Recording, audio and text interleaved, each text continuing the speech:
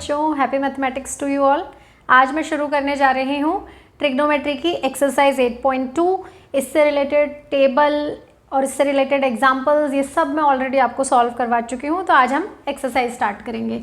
तो question number 1 आज हम सॉल्व करेंगे और उसके पहले 3 पार्ट्स मैंने यहाँ आपके सामने लिखे हैं। अब इन्हें कैसे सॉल्व करना है, फर्स्ट पार्ट है, इसमें कहा गया है पहले तो क्वेश्चन में इवैल्यूएट द फॉलोइंग, और इस तरह से करके हमें 5 पार्ट्स दिए हैं। तो पहले पार्ट में उन्होंने कहा कि ये इवैल्यूएट करना है। अब ये है क्या, sine 60 into cos 30 plus sine 30 into cos 60। तो इस क्वेश्चन की बहुत अच्छी बात है, टेबल में से वैल्यूज़ देख के लिखनी है और हमें कैलकुलेशन करनी है।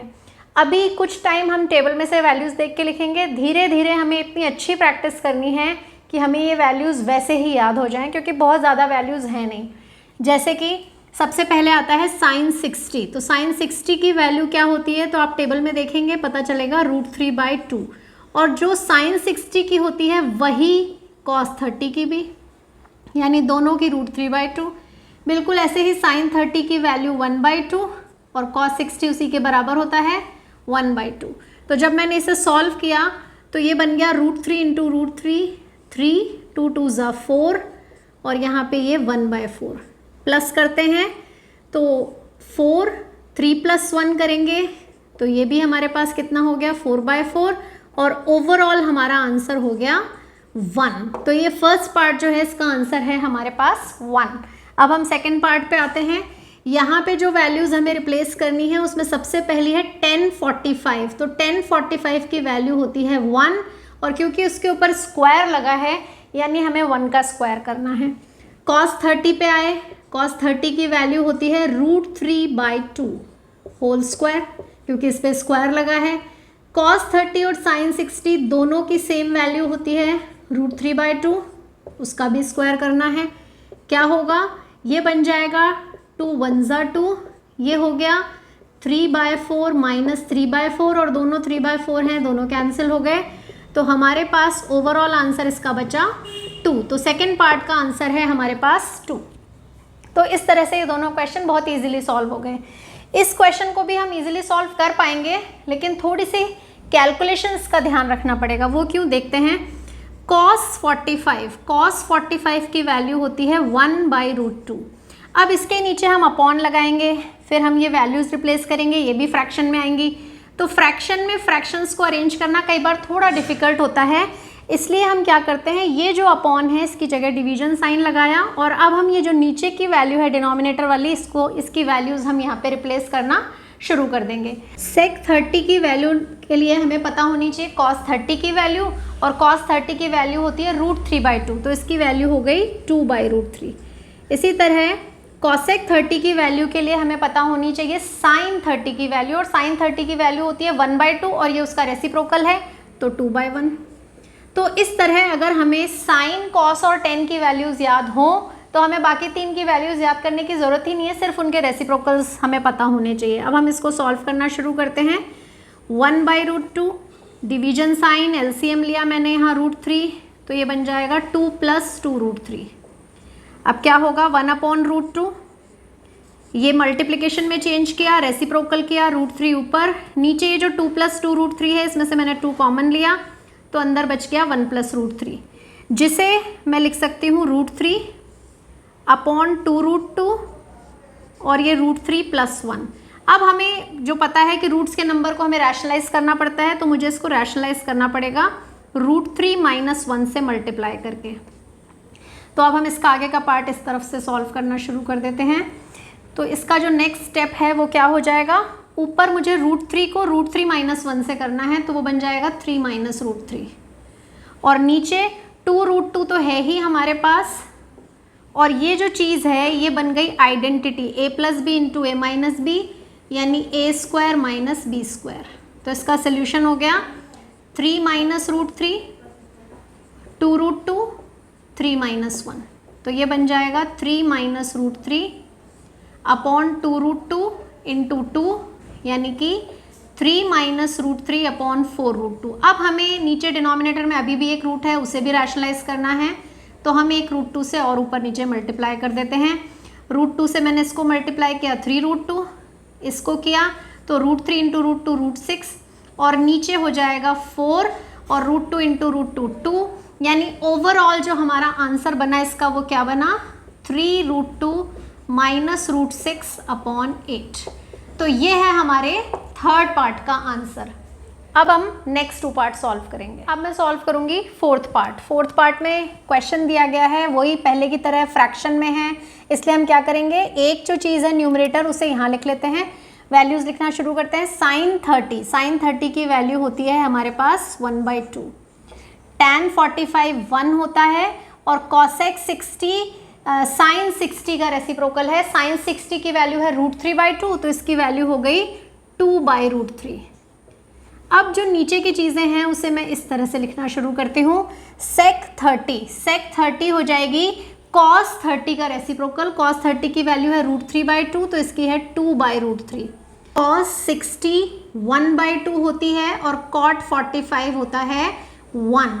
tan 45 जो 1 होती है उसी का ये रेसिप्रोकल है, तो 1 हो गई। अब हमें इनको सॉल्व करना है, दोनों को एलसीएम लेके सॉल्व करना पड़ेगा।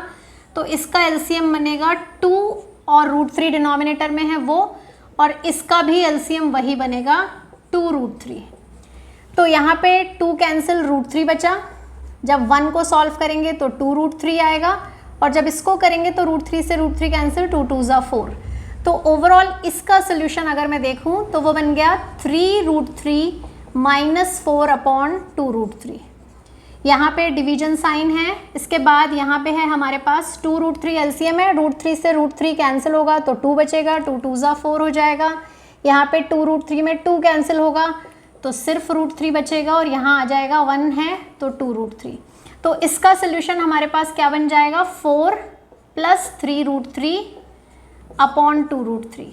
अब जैसे कि आपको पता है डिवीजन को मल्टीप्लिकेशन में चेंज करना है, और वो करने के लिए उसके आगे वाली चीज़ का करना है रेसिप्रोकल।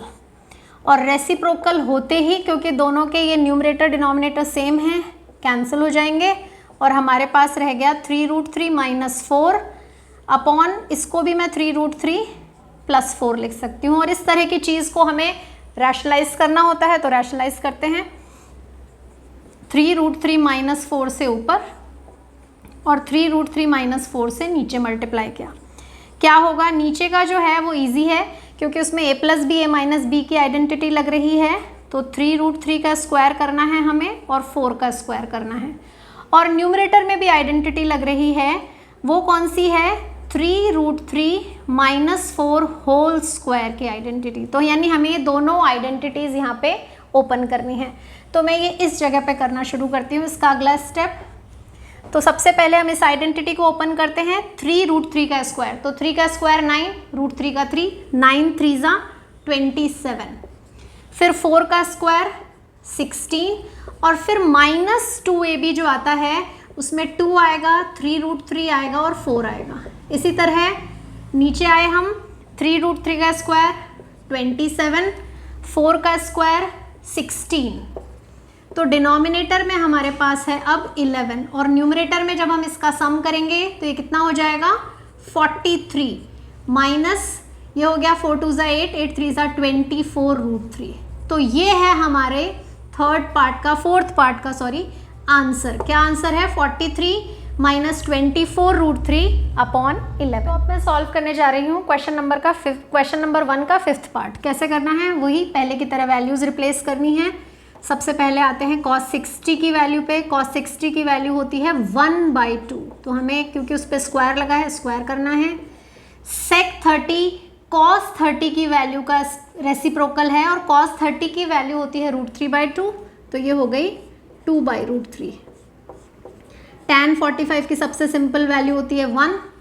अब हम आते हैं अपॉन, इस बार मैं वो डिवीजन साइन लगा के नहीं कर रही क्योंकि हमें ऐसे भी क्वेश्चन सॉल्व करने आने चाहिए। sin 30 1/2, sin 30 पे स्क्वायर तो 1/2 पे भी स्क्वायर, cos 30 √3/2 तो उस पर भी स्क्वायर।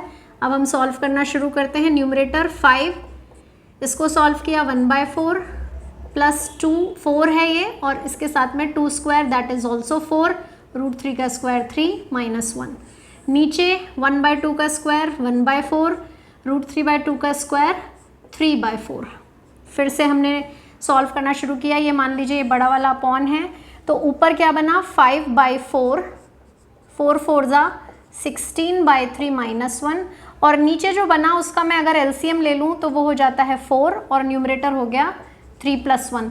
तो ये 4/4 होने वाला है, यानी ये वैसे ही 1 होने वाला है। तो इसको हम क्या लिख सकते हैं 4/4 दैट इज़ 1।